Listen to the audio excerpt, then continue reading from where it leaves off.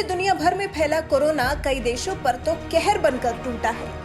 इन देशों में super power America भी शामिल है, क्योंकि यहाँ करीब 70,000 लोग कोरोना से संक्रमित हो अपनी जान दे चुके हैं। वहीं 10 लाख से ज्यादा लोग अमेरिका में कोरोना से संक्रमित हो चुके हैं। अब जब किसी देश के हालात ऐसे हों तो वहां रहने वाले के मन में एक बार को तो खौफ आएगा ही।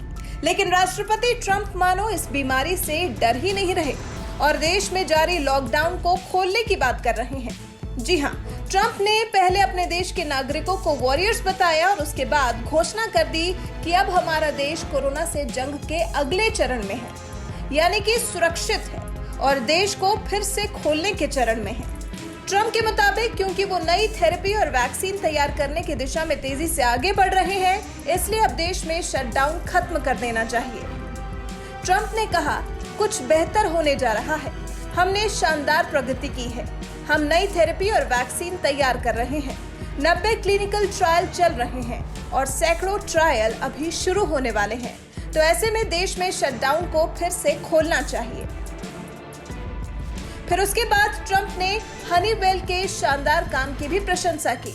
ट्रंप ने कहा कि सामान्य तौर पर ऐसी एक फैसिलिटी तैयार करने में करीब 9 महीने का समय लगता है, लेकिन हनीवेल ने शानदार काम किया और 5 सप्ताह से भी कम समय में 2 ऐसी फैक्ट्रियां बनाकर खड़ी कर दी जहां पर 20 मिलियन मास्क का प्रोडक्शन किया गया।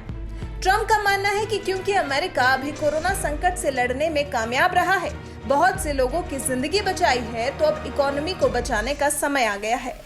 ट्रंप शटडाउन को अब खोलना चाहते हैं जिससे कि अमेरिका की अर्थव्यवस्था पर असर ना पड़े। इस वजह से संघीय सरकार और प्रांतीय सरकारों के बीच में खींचतान भी चल रही है और अब आगे तो सिर्फ यही इंतजार है कि संघीय सरकार और प्रांतीय सरकारें मिलकर क्या फैसला लेती हैं और अमेरिका के कुछ प्रांतों में अभी भी जारी शटडाउन खुलता है या नहीं।